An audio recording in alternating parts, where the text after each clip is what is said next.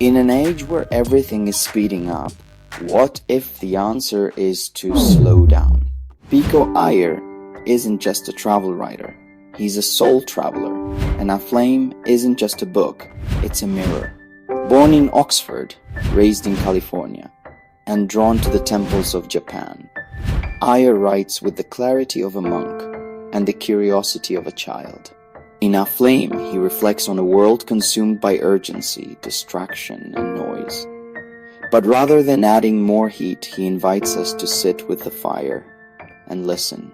This book isn't about self-help hacks or 10-step routines. It's about returning to what makes us human.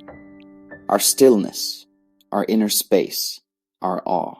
We think silence is empty. Pico Iyer says, stillness is not the absence of movement, it's the presence of awareness.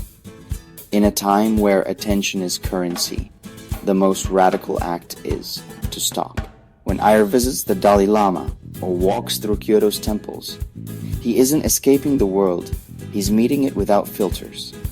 He reminds us that motion doesn't mean progress. Sometimes the deepest realizations happen when we sit still and simply notice. Aflame is more than a metaphor, it's the condition of our age. The world is on fire with headlines, opinions, stress, and speed. But Pico Iyer asks, can we witness the burning without burning out? He doesn't say detach from the world. He says engage with compassion, not combustion. Like the Buddha who sat still under a tree while the world waged war around him, we're invited to live from the center, not the swirl. Pico Iyer is famous for traveling the world, but his greatest journeys are inward. In Aflame, he reflects on going nowhere, not as laziness, but as a spiritual practice. When you strip away the noise, the goals, the screens, you meet yourself. As he says, nowhere is where the soul breathes. Even when you're sitting in traffic, cooking dinner, or walking alone, you're always invited into presence. When did we stop being amazed?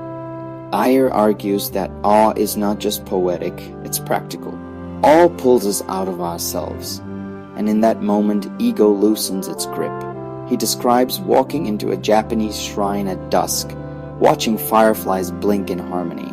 In awe, we stop being the center of the world and start belonging to something bigger. This isn't about escaping. It's about remembering we're part of a masterpiece.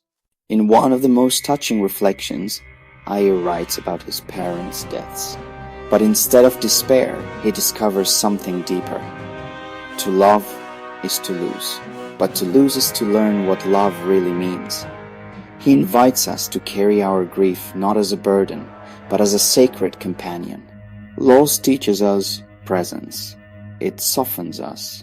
It makes every ordinary moment a miracle. Hands letting go of a paper lantern into the sky. In Aflame, Pico Iyer doesn't shout his wisdom, he whispers it.